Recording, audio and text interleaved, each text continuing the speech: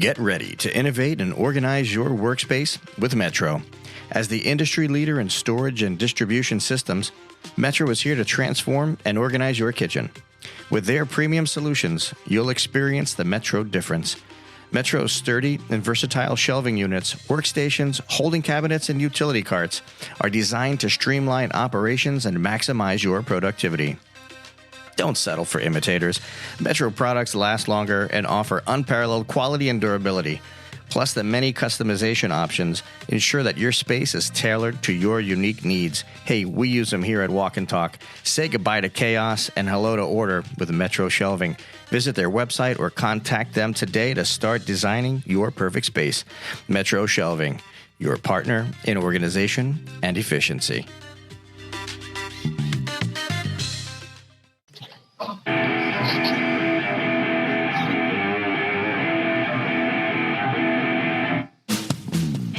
Hello, food fam. This is the Walk-In Talk podcast, where you will find the perfect blend of food, fun, and cooking knowledge. I'm your host, Carl Fiadini. Welcome to the #1 food podcast in the country. We're recording on site at Ibis Images Studios, where food photography comes alive, and I get to eat it. We've got journalist and Walk-In Talk culinary contributor Amy Drew Thompson on the show today to catch us up on the Orlando food scene. Stay tuned. Amy Drew is on deck.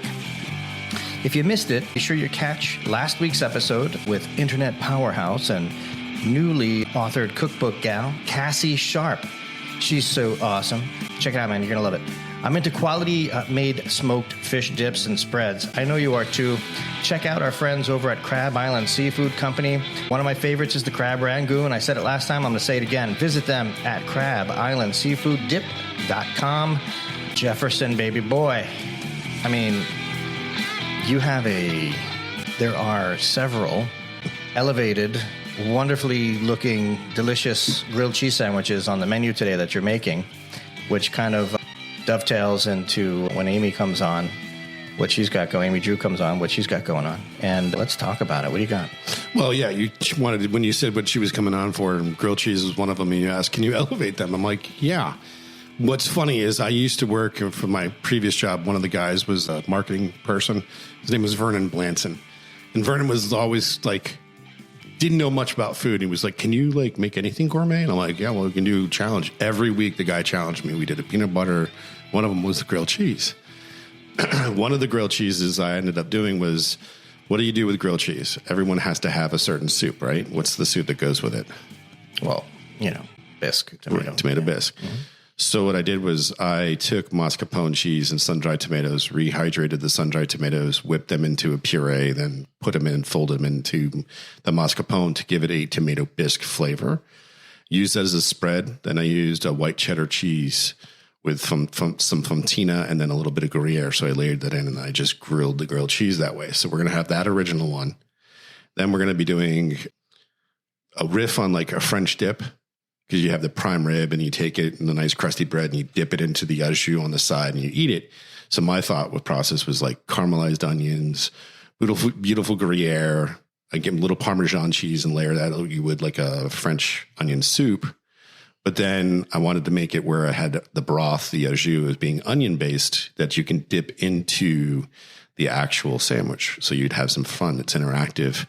And then the third one I'm doing some smoked short rib. The short rib's going to have the pickled strawberries, and then it's going to have a whipped brie with guava. And then I put a little heat behind that because it's got a little bit too sweet. And then we have caramelized onions, and that's going to be on a grilled sourdough. Mm. Yeah. That I think is going to be the best, Sammy. I don't know which one's going to be the best, but I can tell you this. We're switching things up every week in terms of whether we're cooking first or hitting a podcast first or whatever. But I'm super excited about, what's on the menu today. As I am also excited about, getting Amy Drew on the line. Hi, Amy I'm Drew. so suggestible. I was listening to Jeffrey talk about the grilled cheese, and I'm like, I want that. I want that. I want that. Like, and this is how every phone call of my life is. People are talking about whatever it is, whether it's like, milkshakes or cheesesteaks or sushi. And by the end of the call, I'm like, damn, I want that. It's my whole life. The struggle is real, and I'm glad that I'm in my home studio away from all those grilled cheeses. Well, I'll tell you what, the difference between you and I is somehow you stay in shape and I just keep getting larger. You know what I'm saying?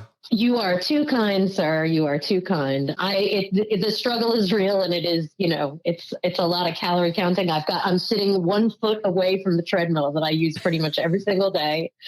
I'm not lying. It's right here in my office. Excellent. When I'm on Zoom calls, people are always like, do you use that? I'm like, oh yeah, I use it. I won't even put anything that's remotely clothing related on it. Smart. Like I won't because of that whole stigma. Like, oh, it becomes like a clothes dryer. Yeah. I won't even, a sweat towel is the only thing allowed on this thing. That's impressive. I'm actually proud of you, Carl, because you didn't, when you said you're getting larger, you didn't do the whole scene from Airplane. Leon's getting larger. Yes. Shaking my belly as we're... I was expecting I'm always down for an Airplane reference. Wow. Yeah, I think that... So anyway, the grilled cheeses sound good. That's really what I was trying to say. Well, I'm digging it. All right, so let's talk what's going on in Orlando. What do you got? We always have so much going on in Orlando. I'll do like a quick roundup of everything. We've got Magical Dining coming up. That starts in about 2 weeks on the 16th. This is a big deal every year. People love it. It's got a record 150 restaurants this year in its 19th year. For those unfamiliar, Magical Dining was started by Visit Orlando about 20 years ago, and it was sort of inspired by, the slow time of year. This is traditionally September, October, August, September, October, slower for restaurants around here. So it was something designed to kind of put butts in the seats and get people paid and, keep things moving. And several years in, they added a charity element. And so we have these 3-course meals for a fixed price and $1. And now they have 2 price tiers, 40 and 60. They started that last year. $1 or $2 from the $60 menu go directly to a charity every year, a local charity here in Central Florida. This year, that charity is the Mustard Seed. And you go to the restaurant and you have the option. You can always order off the regular menu, but if you want Magical Dining, they will give you a choice. It's 3 courses, fixed price, things that are on the menu. There are enhancements. Some of the places do fun things, but it's delicious and it's fun. And last year they raised about $270,000 for the Lifeboat Project, which gives help to victims of human trafficking. So this year it's the Mustard Seed, and there are always a few ancillary charities that benefit as well. It's a great cause, and it's a great excuse to go try a restaurant that maybe is out of your neighborhood or something you've always wanted to try, but maybe you're like, oh, that's kind of expensive. This is a way that you've got a fixed budget and you can go check them out. And that's the Mustard Seed of Central Florida, correct? Correct. So that's where the $1 or $2 is going. We've also got another benefit coming up, Taste Central Florida, and that one's really popular. That's coming up on August 10th. That's one night only, $200 ticket with massive amounts of restaurants with great prizes and all kinds of crazy things going on. It's like the premier food and beverage charity event coming together to raise money to fight childhood hunger. So it's the Coalition for the Homeless of Central Florida, as well as, oh my gosh, let me think. Why can't I think of the other charity? It's off the top of my head. Oh, of course, Second Harvest Food Bank of Central Florida, which I've written about in the past. But this is one fancy evening, and they have prizes like you would not believe. A lot of raffles where you can win something like $3,000 worth of booze and accessories for your bar. They have a wine cellar that they're raffling off. They're selling 300 keys to open the wine cellar at $50 a pop. And one of them will open that wine cellar and you win everything in it. And that's bottles from $20 up to one that I think is valued over $400. So, I mean, that's a nice windfall for a $50 investment. They've got a ton of other wonderful games going on where you can win things, gift cards from restaurants, wine bottles. There's a silent auction, but more importantly, there's phenomenal food and beverages. It's a $200 ticket, but it's a 4+ hour event with live entertainment and the whole shebang. So that's really fun and people love it. Well, so you can check that out. You have the three of us are eyeballing each other on this $50 entry thing for the for the right cash. $50, and they have it's bottles and bottles, scotch, rum, vodka, all brand name stuff. They've got mixers, they've got seltzers, they've got bar accessories, all kinds of things. How many keys? The liquor locker, I think they're calling it. Well, the keys are for the wine cellar. That's 300. So there's 300, and that's it. And they're $50 a key. And one of the keys will open the cellar. The liquor is a straight raffle, $50 per ticket. And so it's over $3,000. At press time, it may be more now. Press time, it was over a $3,000 value. So it's pretty crazy. I don't know you're going to have to rent a van to bring that home. Whoever wins that. Challenge accepted. I fit everything right into the Jeep.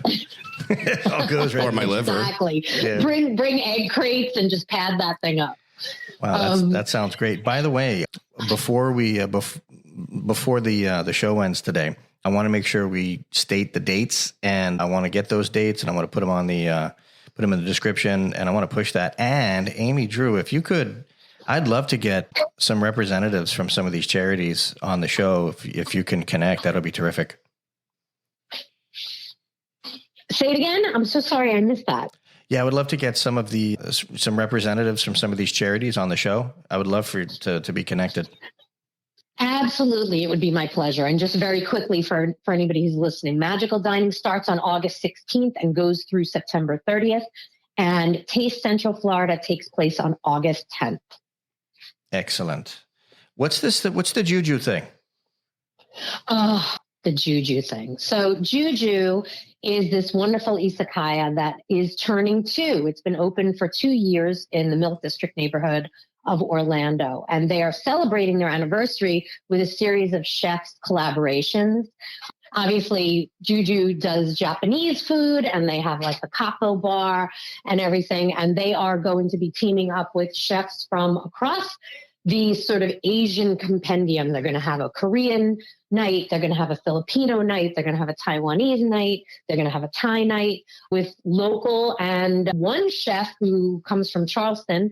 But these should be really, really special and smashing and fun because it's a really, really fun place. They're always doing fun and creative things.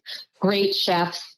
It's going to be amazing. And it is a fun place. If you're a fan of Susuru, they opened a couple of years previous to that. This is their sister restaurant, which is closer to the city center. Yeah, I want to know more about that. Is that something that's on your Instagram, or how do we get more info? This is something that you can read in the Orlando Sentinel, and you can get the link to that read on my Instagram. Actually, all of these things I think you can connect to on my Instagram, which is at Amy Drew, AMYDROO.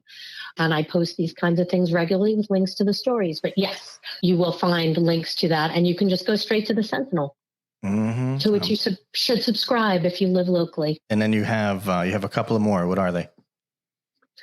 Really fun this week. I spoke to the folks from Dao de Cheese, which is a very clever, fun play on Dao de Ching.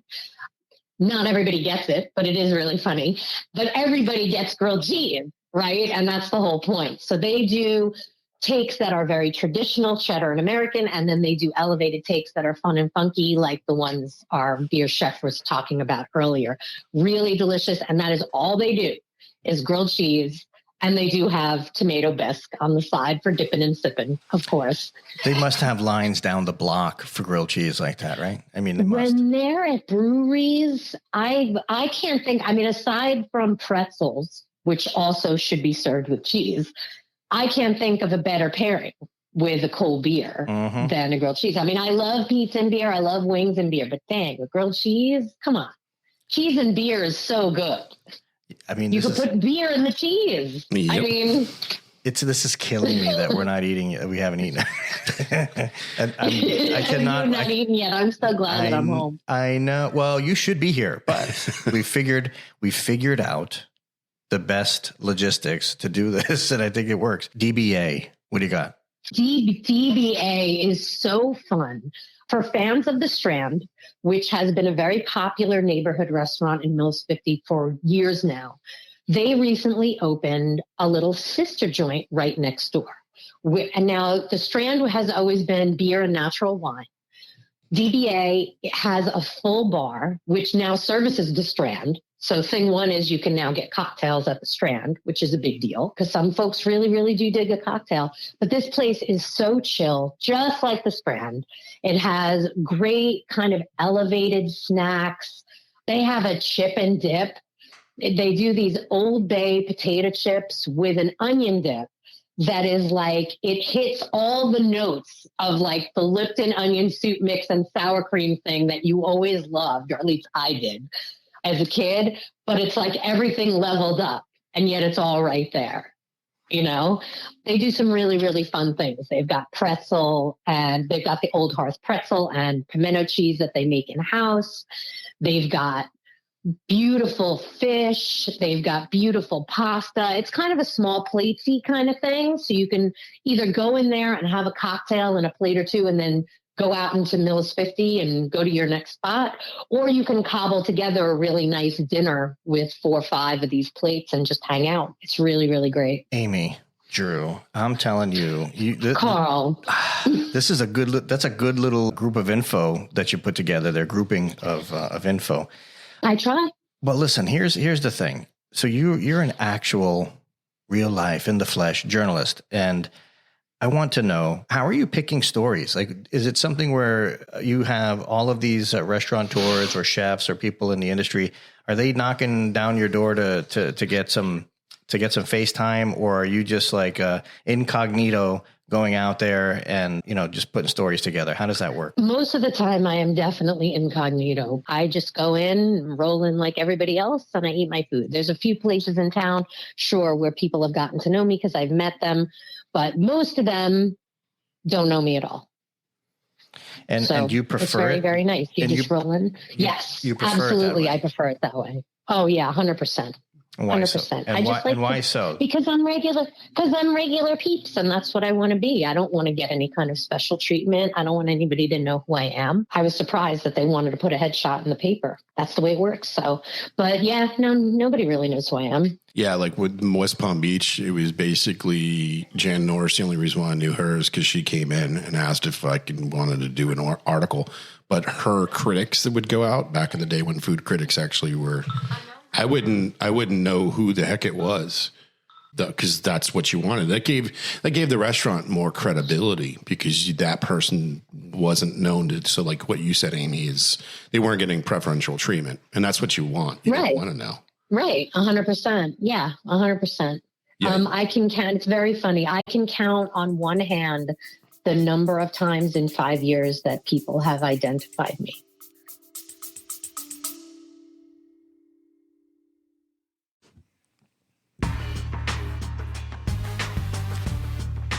Walk-In Talk podcast, now sweetened by Noble Citrus. Bite into a juicy crunch tangerine, 40 years perfected, seedless and oh so tasty. Or savor a starburst pomelo, the giant citrus with a unique zing. Don't miss autumn honey tangerines, big and easy to peel. Noble, generations of citrus expertise, delivering exceptional flavor year-round. Taste the difference with Noble Citrus.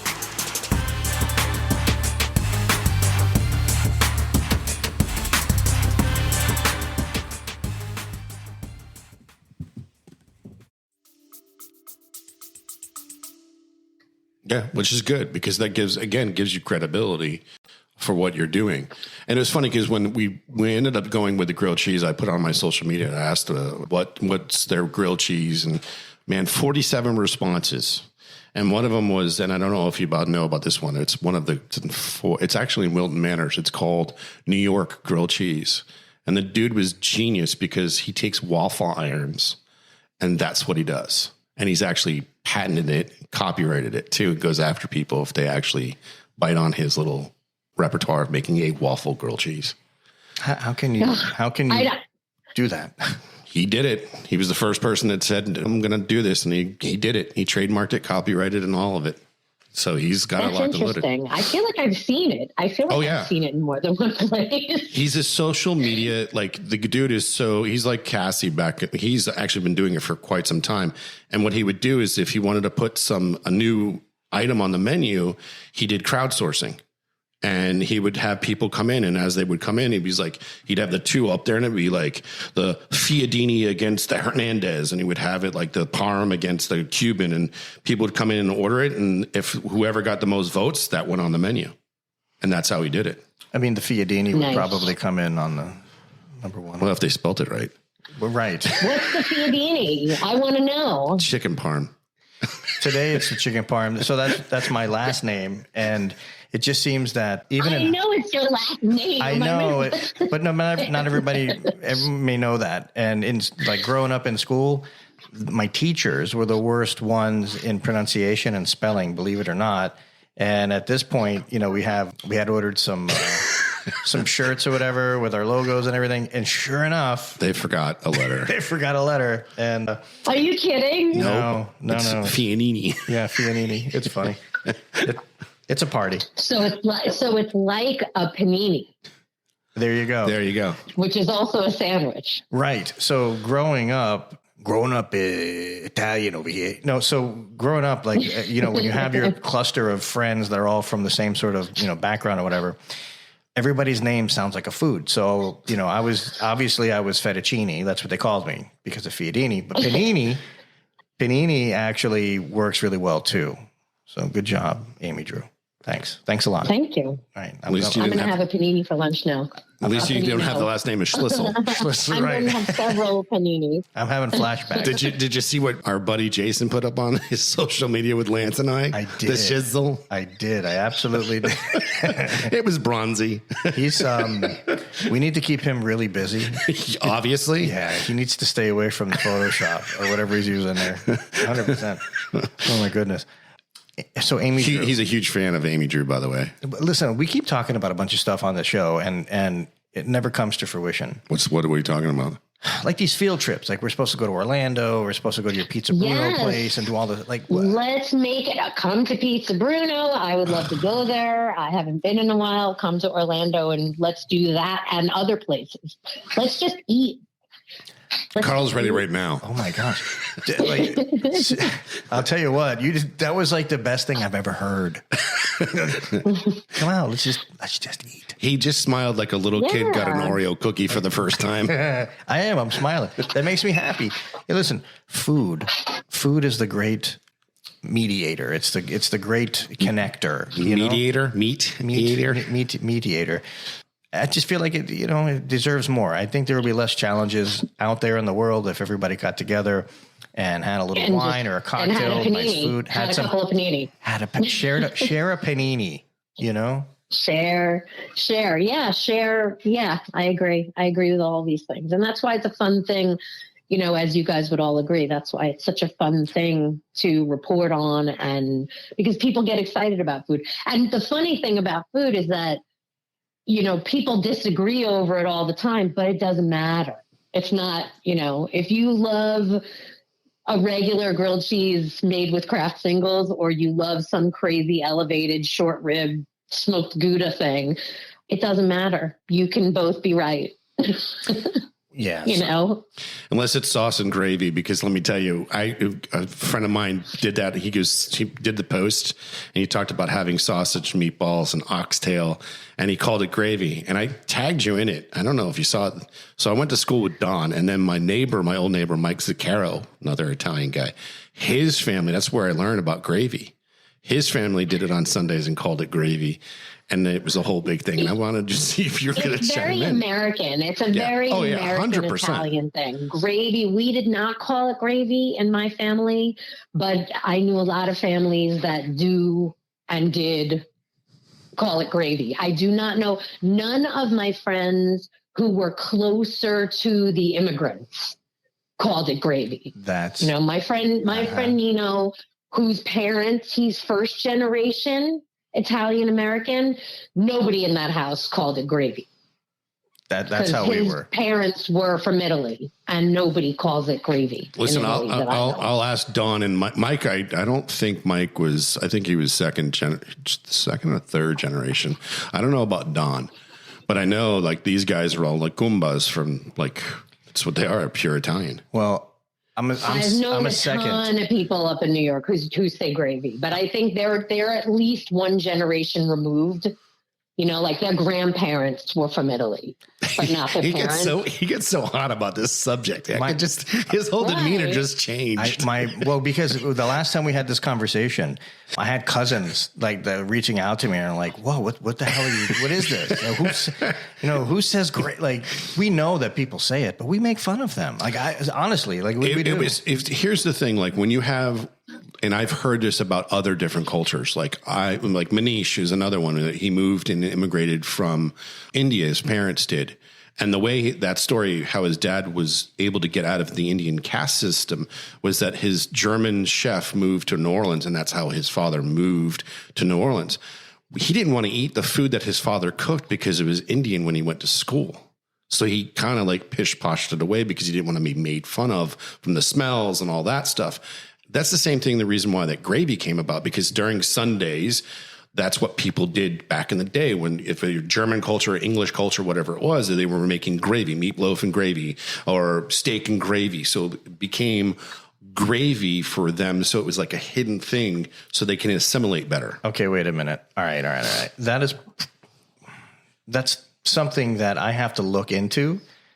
But that's probably one of the first times you've made any sense on this podcast in 2 years. No, I did something the other day. Well, that was being thoughtful. I was thoughtful. You were thoughtful. Yes. No, but that makes a lot of sense only because, a lot of people, when they came over, they actually changed their names and everything to assimilate. That was also because when they went to Ellis Island, names got changed because the idiot that was actually asking them to change their name. That's what happened to my grandfather. Well, that too. But even, post that, people were changing their names as to fit in and assimilate. So that makes a lot of sense.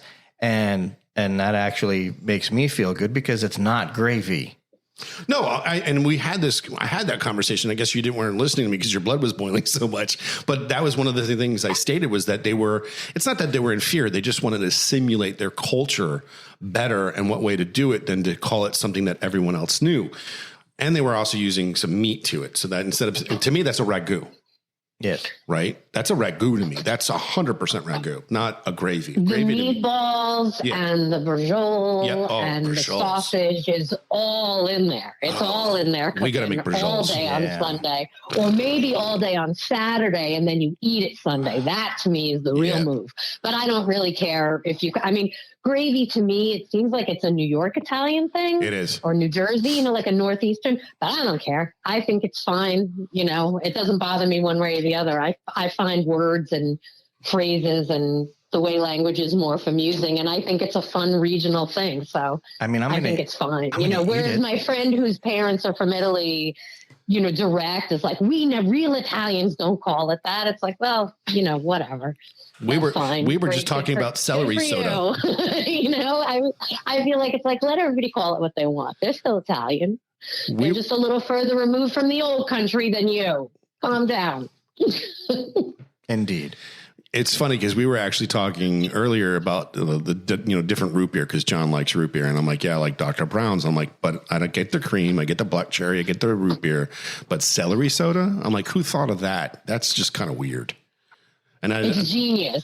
It's not weird. Well, it is weird, but it's genius. I have opinions. They used to make a diet celery soda that was so good, but I think I was the only one who drank it, so they don't make it anymore. I've never even heard of that. I would drink that all day long. Like, I'm so sad that because I won't drink sugar sodas.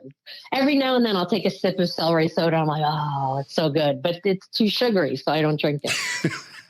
I didn't even know such a thing existed. Soda? No. Yes, it's celery. They don't say it's celery flavored soda, but it's CEL-RAY. Well, of course they have to say that, because if not, if somebody's thinking celery soda, I don't know, like. Do you have to? I've never. Good. It's so underrated. Do we need so underrated. I guess we're going to need to go get some. Well, do we need to make like a Mirepoix soda? Is that what we're going to do? I mean, it just doesn't make any sense. Look at him pulling out the culinary. You saw that? I would taste it. Yeah, he just pulled out the culinary terminology. Soda might make a nice, like, sort of savory highball. We can call one like the mother soda. Gin and Mirepoix soda. Gin and Mirepoix. I think that would be okay. With like an olive in it? That wouldn't be bad. That sounds like it could actually be refreshing. Listen, I was just at Universal Studios and I was at one of the Irish pubs, and I ordered a drink that had bourbon and cucumber liqueur. It was really good. Yeah, that's not two that I would put together, but I'll try it. It was really good. There's weirder things. Yeah, I don't know what to say to any of this. Honestly, we're off the rails right now. Celery soda is it's probably an acquired taste. I don't think anybody likes it when they're a kid and then it grows on them, which is sort of how I feel about beer. Like, I don't really think anybody likes beer if they drink it when they're too young. I think they just drink it because it is beer, and then eventually they start to like it. So I don't disagree with you there. It depends on the beer. I recall having my first Heineken, and I was like, man, this is wasn't good. But if you do like a lager, Pilsner, or something oaky, nutty or whatever, you know what? Maybe so. But back in the day, there was a lot of dad beer in my house. There was a lot of there was like a lot of dad beer. We drank Mickey's in my house. That's what we drank. It was like was like, I can't even think of like Meisterbrow, like stuff like that. The green ball, like domed beer on the bottom shelf of the liquor store. It was right next to IP. What is it? The Pilsner. That everyone talks about. Like, we would either get Milwaukee or Blue Ribbon Mickey's, or something. Blue Ribbon. Yeah, that was the other one that we would drink. It was right next to Boone's Farm. Girls wanted Boone's Farm. We drank Mickey's. Right. Because it was cheap beer. Yes. I don't remember that one. Yeah. It was back in the day. I just remember. I don't remember. I remember Mad Dog. The Boone's Farm. This is underage drinking, right? Correct. Are you talking about underage drinking? Correct. Yeah. Or cusp. Cusp drinking. There was no Boone's Farm that I remember. There was Mad Dog, but moreover, I remember wine coolers. Or Schlitz Malt Liquor Bowl. Like that was like the parent of Zima, and is now the great grandparent of whatever all these like seltzers are. Yeah, the truly. I guess. Zima, something different. I remember that those are horrible. Zima's came out, like, I'm a little old for Zima. Like, that was either the younger end of Gen X or the oldest millennials were the Zima people. That was 96 or so, right around there, 95, yeah, 96. I was in 90. So there you go. So that's like way ahead. Like, I was very legal by 96. I was not drinking so that I never even had. I wasn't drinking it either. I'm not even sure I ever had a Zima. I've never had Zima, I don't think. In the restaurant business, because you have so many people trying to peddle their different liqueurs and liquors and beers and stuff, you definitely have stuff. That makes sense. So you definitely taste some really different things. But yeah, Zima is one of my tried and put down immediately.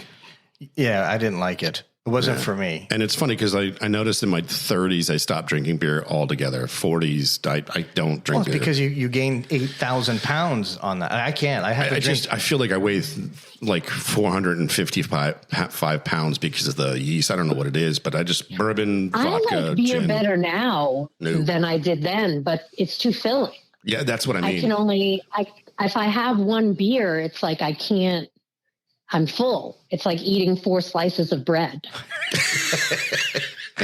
Very good. All right, so let's get back on track here for a second. All right. Amy Drew. We were still talking about food. I know. I get it. Yeah, that's what we're supposed to do, right? Yeah. But I want to learn. I want the audience to kind of get a glimpse inside the day in the life of a food journalist. And I know this is part of deadlines. My life is a little. There's deadlines. I get my inspiration from everywhere. I get it from people, friends, readers, followers will send me things. I see things on social media. I get news that different restaurants are opening from marketing people. News of where to go could come literally from anywhere. Is it that you mostly have to find your own topics, or is sometimes the paper kind of gives you some directive?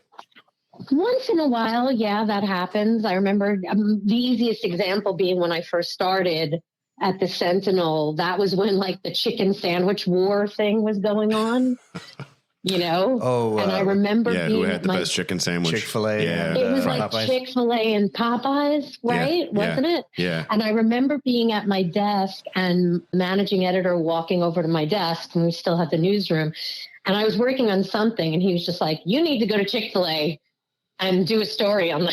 So I was like, "All right." So I just grabbed my bag and I was like, "Okay, I guess I'm going to Chick-fil-A." So I went to Chick-fil-A. I went to Popeyes. I talked to people in the restaurant over what they liked, and so that's like the first example that I can think of trends leading. And of course, now I'm a little more wise to it, and so not necessarily need to be prompted, but sure, sometimes people, will see things and be like, "We should write a story on that." And so I will.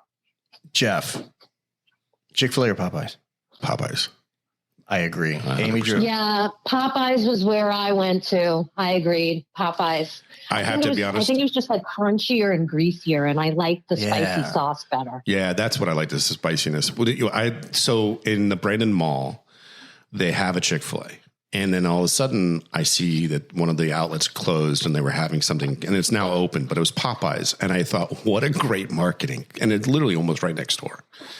And what they did is their marketing, this is absolutely hysterical. We're open on Sundays. Oh, my goodness. Wow. It's a fair point. People still want chicken on Sundays. I don't know what to say to that. But I thought it was brilliant. So, I mean, because here's the thing. I never want Chick-fil-A unless it's a Sunday. You're just a rebel. You know what I mean? Right, exactly. But I can see like turf wars happening. But here's the thing. I will say during this whole war with chicken, Burger King came out with the crispy, crunchy sandwich that they wanted to come in. Man. Let me tell you, the first time I had it was great. Ever since then, yeah. Well, yeah, because they're not putting. I remember the old ones. Remember the old school ones when Burger King first came out with the chicken? They had three. They had a French one and an Italian one and an American one. Yeah, the American one was Remember? pretty. That was back in the day. Yeah, the Italian one had too much oregano in it.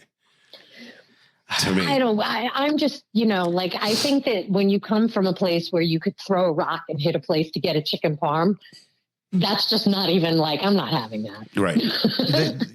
I'll tell you what, if I was to choose, if we're talking about fast food and I know something about fast food, I'm picking the Whopper with cheese over a Big Mac or a double quarter pounder about 8 out of 10 times, just because the flavor profile, their fake smoky smoke that they put in there. I don't know. I prefer that. And I have a problem. If I'm gonna crave fast food, it's usually that. Now I will take the quarter pounder also. Like I do like those, but I'm gonna always go with the Whopper. What say you? Me? Yeah. Are we taking? I like a good Wendy's, man. It's always hot. Why do you get? I gave you two options, and you're gonna. Then I go with Burger King. Okay, that's what I want to know. Yeah, I like the char flavor from that. You're a rebel. I am. Amy Drew. Historically, my favorite would be Whopper, no onion, extra pickle, no cheese, just Whopper. But this was always my kind of secret go-to. If you're on a road trip and you order a quarter pounder with no cheese, nobody orders that. You get a fresh hamburger. Mm-hmm. Mm.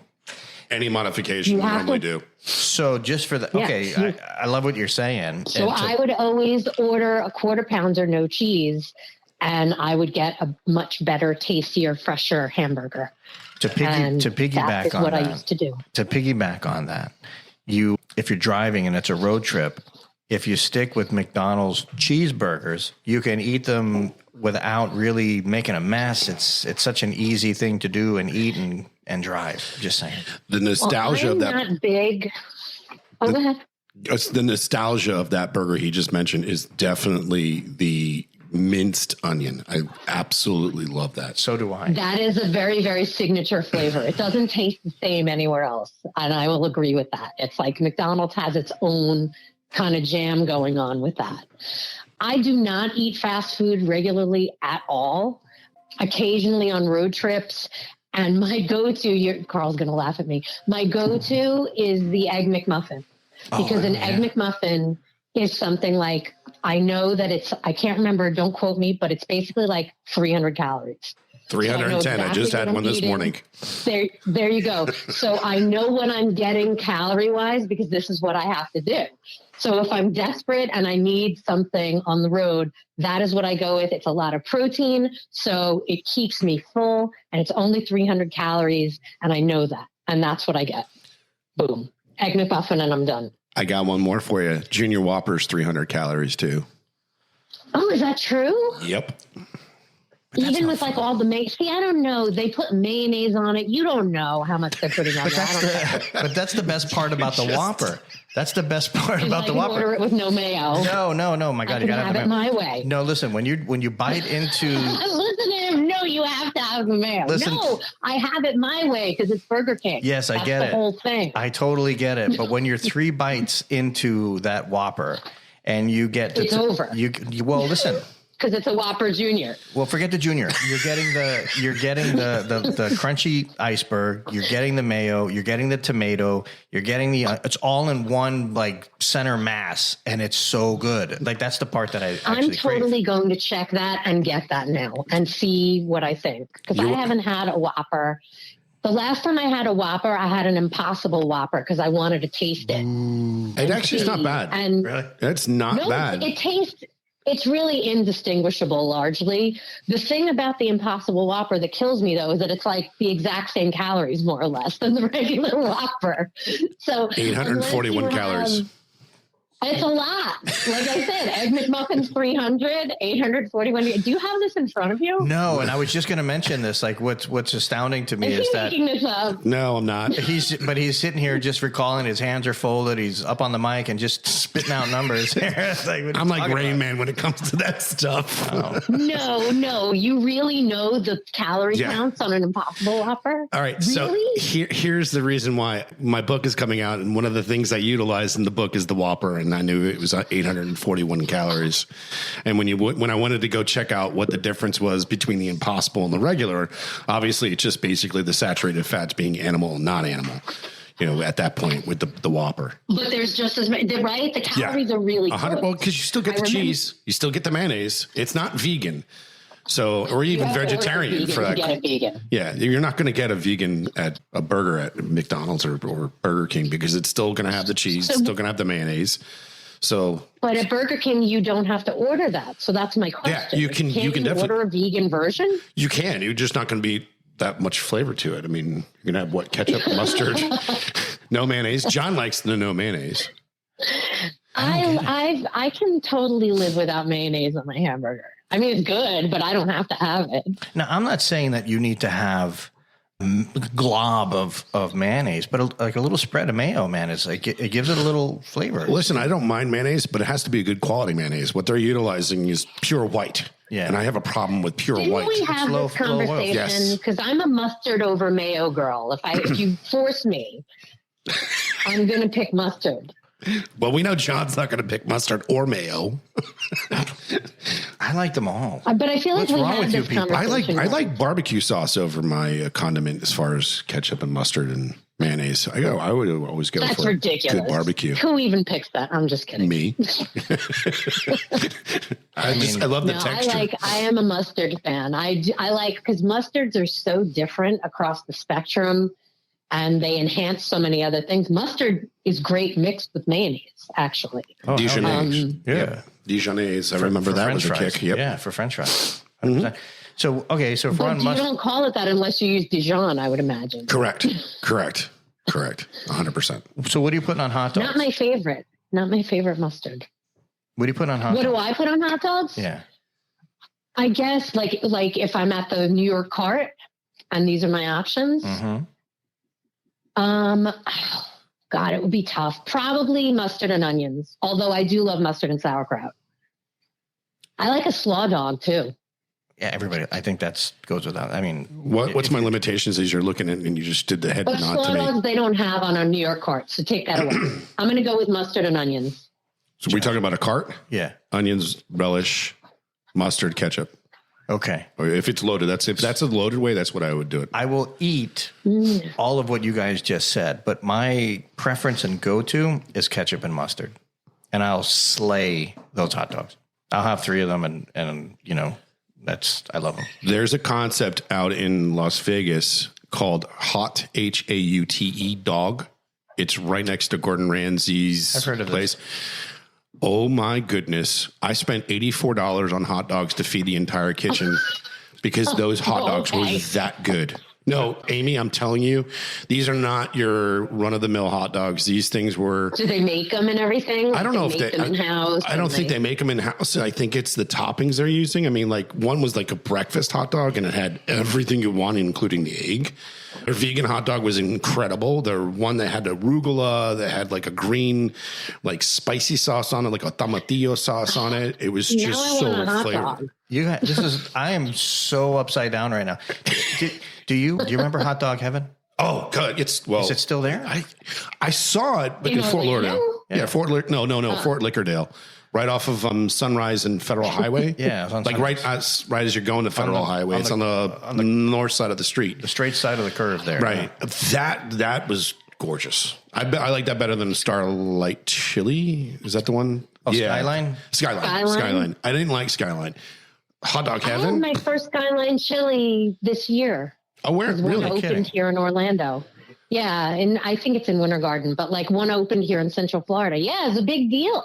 Oh my gosh, the folks from Cincinnati were like nuts. They were so excited. It was really fun to go and see all the weird things they put on the hot dogs, and it was fun. It's a whole new way. It's a whole new Midwestern way for me. I thought Skyline was going the opposite direction with locations. I thought they were. Yeah, so did I.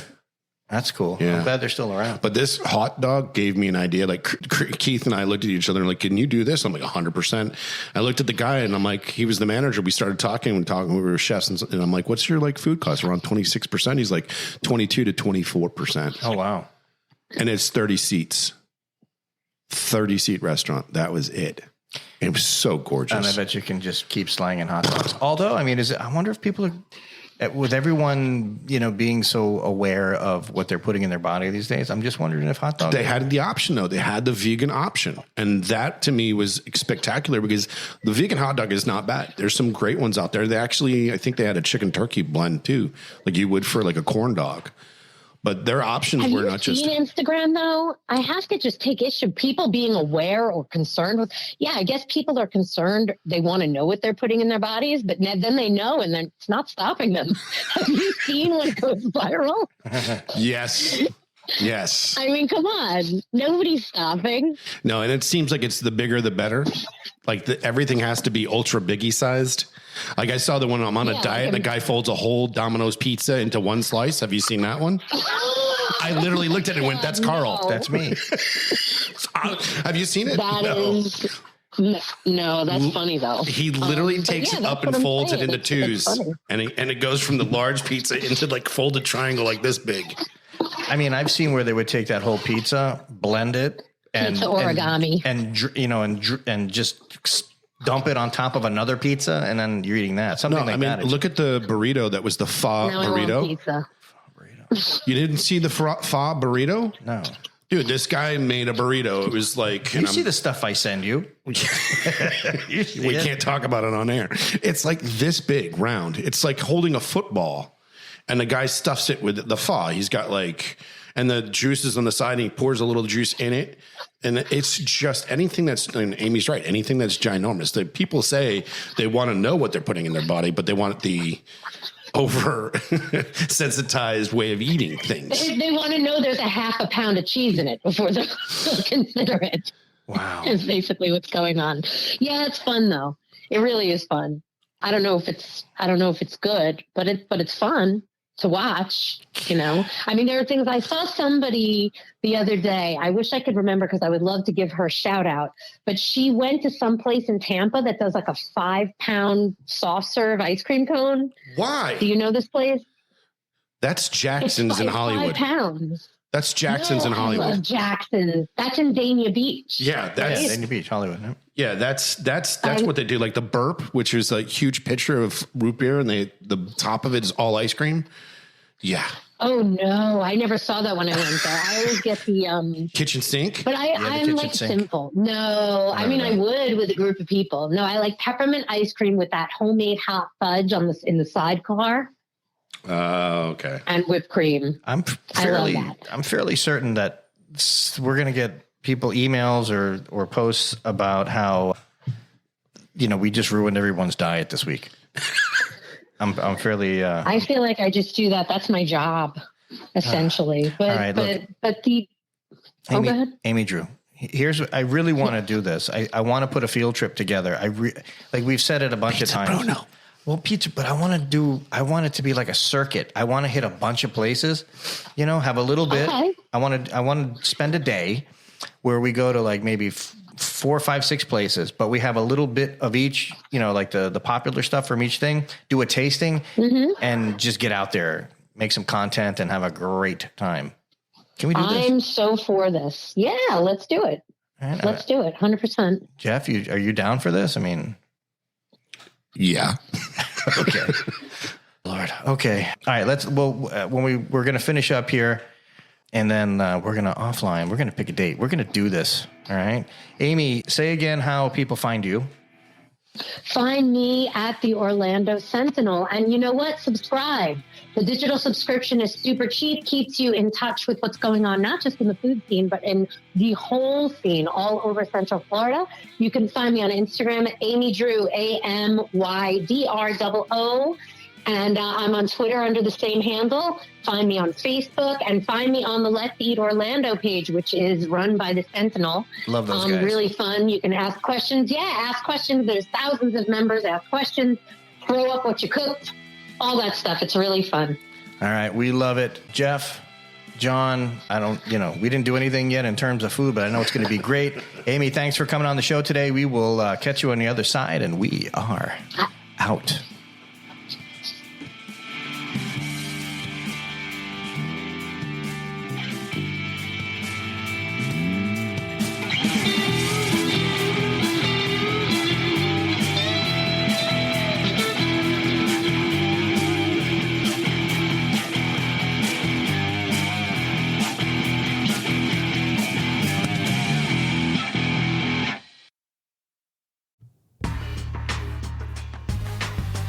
Let me tell you about my friends over at Citrus America and their amazing juicing equipment. They're revolutionizing the way you enjoy freshly squeezed juice. They're at the best hotels, restaurants, and markets. Their mission is simple. Develop a unique consumer experience with on-premise juicing, deliver healthy taste options to clientele, and juice more faster. It's that easy. Citrus America supplies the highest quality juicing equipment and solutions in the industry. So whether you're a small business owner or a large corporation, Citrus America has the right juicing equipment for you. Find out more at citrusamerica.com.